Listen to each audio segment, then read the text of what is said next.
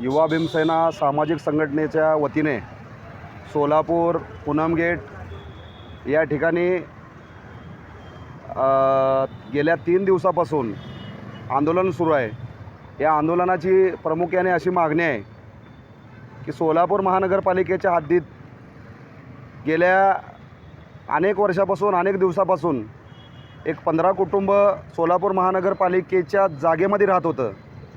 ती जागा अतिक्रमण विभागाने अतिक्रमण म्हणून त्या ठिकाणी घरं पाडले, त्यांचा निवारा पाडला, घरं बेघर केलं आणि तीच जागा त्या ठिकाणी सुट्टीच्या दिवशी बेकायदेशीरपणे एका खाजगी व्यवसायासाठी त्या एका मंगल कार्यालयाला देण्यात आलं। प्रथमतः आम्ही सोलापूर महानगरपालिकेचा जाहीर निषेध करतो।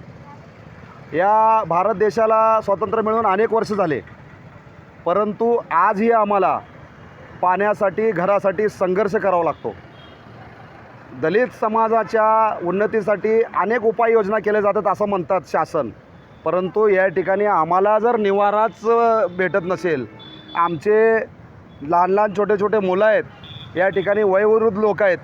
आता पावसाचा दिवस अवघ्या थोड्याच दिवसात पाऊस येणार आहे, पावसाचा दिवस सुरू होणार आहे, आम्ही जायचं कुणीकडं? हे सर्व सफाई कामगार आहेत, अत्यंत हालाकीचं जीवन जगत आहेत। प्रस्थापित आमदार, खासदार, नगरसेवक या ठिकाणी कोणीही लक्ष देत नाही।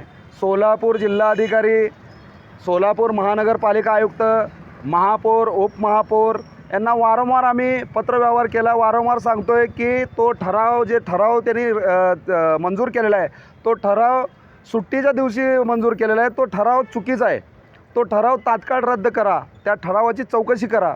आणि या माध्यमातून मी सोलापूर महानगरपालिका आयुक्तांना प्रश्न विचारतोय, एखादी इमारत उभारत असली, त्या इमारतीला तुम्ही स्वतः पार्किंगची सुविधा नसेल तर बांधकामासाठी परवानग्या कुठल्या पद्धतीने दिल्यात? जर त्या इमारतीमध्ये पार्किंग असेल तर आमच्या गोरगरीब लोकांचे घरं पाडून, आमचे घरं उद्ध्वस्त करून त्याला पार्किंगला देण्याची काय गरज आहे? तो स्वतः मंगल कार्यालयवाल्यांनी आमच्या घरं पाडण्यासाठी अतिक्रमण विभागाला त्यांनी तक्रार दिली आणि तो स्वतः अतिक्रमण केलेलं आहे, त्याच्यावर मात्र कारवाई नाही। सोलापूर महानगरपालिकाने आमच्यावर खूप मोठ्या पद्धतीनं अन्याय केलेला आहे। तुम्हाला महसूल हवा असेल, त्या महसूल आम्ही सुद्धा भरायला तयार आहे, आम्हालाही भाडेतत्वावर द्या, आम्हाला फुकट नको आहे।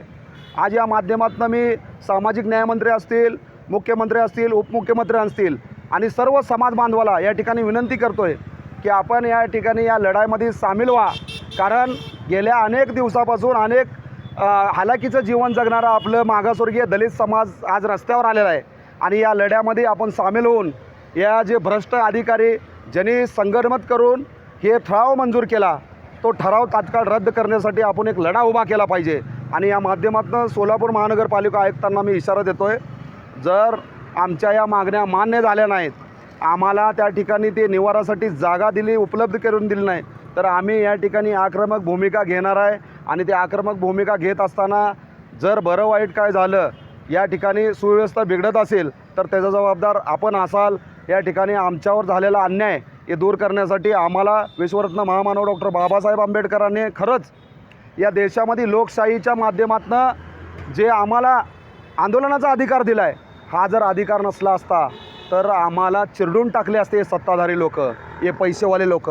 बाबासाहेबाचा मी धन्यवाद मानतो, कारण बाबासाहेबांनी हे हत्यार दिले, तेव्हा आम्ही कुठंतरी आम्ही अधिकार मागू शकतो, आम्ही लढू शकतो, आमचं मत मांडू शकतो।